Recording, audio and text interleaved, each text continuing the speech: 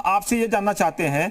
कि नए academic calendar में ऑनलाइन एजुकेशन को कितनी अहमियत दी जाएगी, क्योंकि मैं घर पर देखता हूं तो अक्सर बच्चों के हाथ में लैपटॉप है, बच्चों के हाथ में आईपैड है, बच्चों के हाथ में फोन है, माँ बाप परेशान है कैसे कनेक्ट करना है। आप कैसे कनेक्ट कर पा रहे हैं इस पूरे हालात को देखते हुए?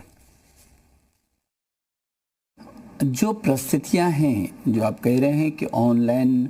एजुकेशन को कितना प्रमुखता दी जाएगी और उसके लिए अवस्थापना है या नहीं है।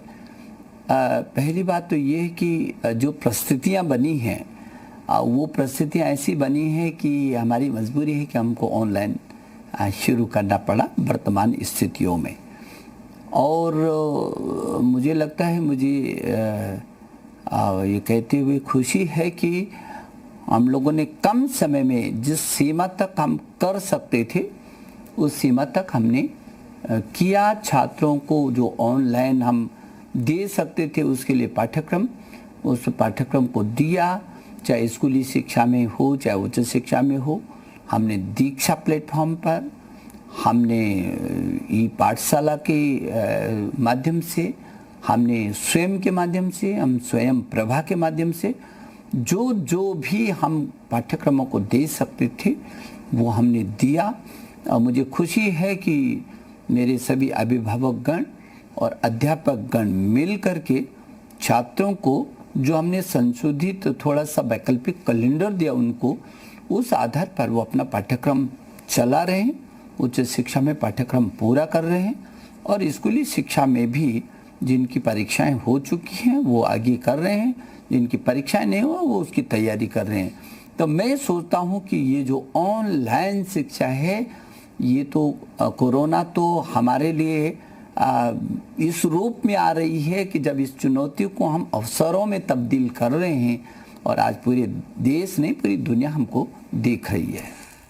लेकिन निशंक जी, एक और बात जो देखने में आ रही वो ये है कि कोरोना के काल में लॉकडाउन से निपटने के बाद, लॉकडाउन जब खत्म होंगे तो स्कूलों में, कॉलेजों में, हॉस्टल्स में, कैंटीन में और जो मेस होंगे वहां पर कुछ कायदे कानून आपको बनाने पड़ेंगे, फॉलो करना पड़ेगा, क्योंकि सबसे ज्यादा जो खतरा होगा वो ये होगा कि बच्चे बहुत होते हैं और उनके माता पिता चिंतित होंगे। तो क्या कुछ आप इसके लिए सोच रहे हैं? स्वाभाविक की है कि जब ये स्थिति सामान्य होगी तो उस सामान्य स्थिति में जब हम स्कूल कॉलेजों को खोलेंगे तो किस तरीके से, क्योंकि अभी इसका प्रभाव तो रहने वाला है। यदि कॉलेज और स्कूल हम खोलें भी तो किस ढंग से, किस अनुशासन के साथ, किन मानकों के साथ और किस प्रतिबंध के साथ हम उन स्कूल और कॉलेजों को खोलेंगे। इसके लिए हमने उच्च शिक्षा में यूजीसी के एक टास्क फोर्स बनाई है जो इस पर सब अध्ययन करेगा। अध्ययन करने के बाद हमको बताएगा कि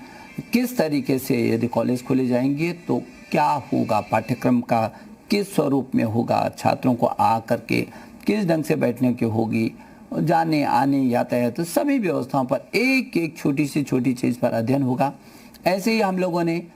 यहाँ भी एनसीईआरटी को कहा है कि स्कूली शिक्षा में एक टास्क फोर्स बनाई है जो उन भविष्य की परिस्थितियों पर और उसके निवारण की दृष्टि से वो अध्ययन करेगा। और जब हम स्कूल खोलने की स्थिति में आएंगे तो उससे पहले ही इन सारी चीज़ों को हम अभिभावकों को और शैक्षणिक संस्थानों के प्रमुखों को इस बात को बांटेंगे।